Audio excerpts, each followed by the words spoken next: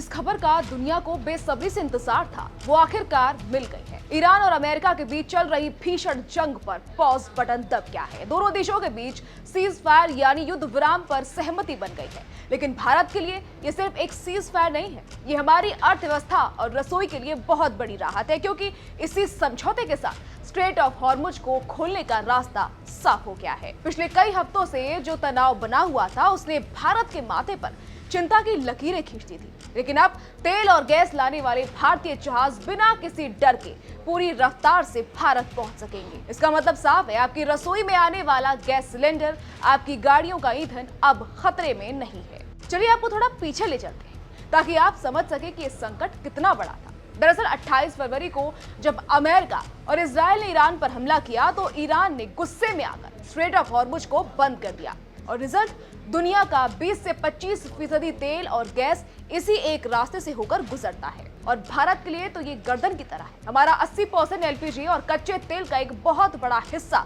इसी हॉर्मुज के रास्ते से आता है। ईरान ने जब रास्ता रोका तो भारत में हाहाकार मचने लगा। गैस की किल्लत शुरू हुई, काला बाजारी बढ़ गई और लोग डर के मारे पैनिक शॉपिंग करने लगे। लेकिन अब सब बदलने वाला है।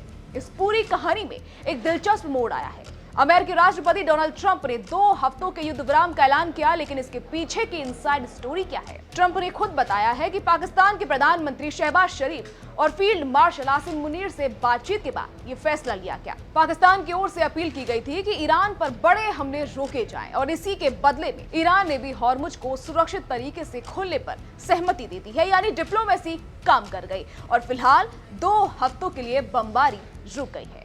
ईरान के विदेश मंत्री अब्बास अराक्ची का बयान भी सामने आया। उन्होंने साफ कहा कि उनकी शर्तें मान ली गई हैं, इसलिए अब अगले 2 हफ्तों तक जहाजों को हॉर्मुज से सुरक्षित गुजरने दिया जाएगा। हालांकि ये सब ईरानी सेना की निगरानी में होगा। भारत के लिए अच्छी बात ये रही कि संकट के वक्त भी ईरान ने भारत को अपना दोस्त बताया था और कुछ जहाजों को धीमी रफ्तार से निकलने की परमिशन दी थी। अब तक 8 भारतीय जहाज हॉर्मुज पार कर चुके हैं, लेकिन अभी भी एक बड़ी खेप का इंतजार है।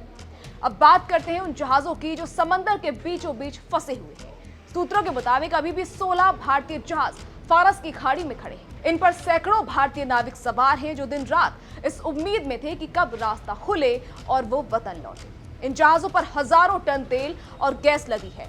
अब जब हॉर्मुज पूरी तरह खुल रहा है तो ये पूरा बेड़ा दनदनाते हुए भारत की तरफ बढ़ेगा। ग्रीन सन ये टैंकर 46,650 टन एलपीजी लेकर 7 अप्रैल को भारत पहुंचेगा। ग्रीन आशा ये 15,500 टन गैस के साथ 9 अप्रैल को तट पर लैंड करेगा। सोचिए जब ये जहाज पहुंचेंगे तो सप्लाई चेन कितनी मजबूत हो जाएगी। अब इसका एक आम आदमी की जेब पर क्या असर होगा? सबसे पहले तो गैस की किल्लत खत्म होगी। जो डिलीवरी में देरी हो रही थी वो अब नहीं होगी। तेल और गैस की जो कीमतें आसमान छूने की आशंका थी, अब वो डर खत्म हो गया है। अंतर्राष्ट्रीय बाजार में तेल की कीमतें गिरनी शुरू हो गई हैं। जब सप्लाई भरपूर होगी तो काला बाजारी अपने आप दम तोड़ देगी। पहले जहाजों का रास्ता बदलकर लंबा चक्कर काटकर आना पड़ रहा था, जिससे वक्त और पैसा दोनों बर्बाद हो रहे थे।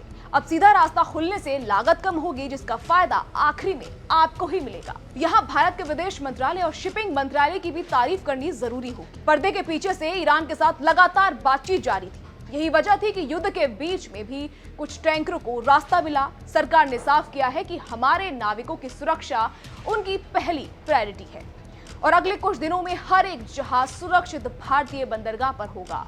तो कुल मिलाकर खबर यही है कि समंदर से आने वाली ये गुड न्यूज भारत की इकोनॉमी को बूस्ट देने वाली है। हॉर्मुज का ताला खुल गया है और भारत की ऊर्जा की जरूरतें अब सुरक्षित हैं। भले ही ये सीज फायर अभी 2 हफ्तों के लिए है, लेकिन इन 14 दिनों में भारत अपना बैकअप और सप्लाई चेन को पूरी तरह दुरुस्त कर लेगा। उम्मीद यही है कि शांति का ये दौर आगे भी बना रहे ताकि दुनिया की रफ्तार थमे नहीं।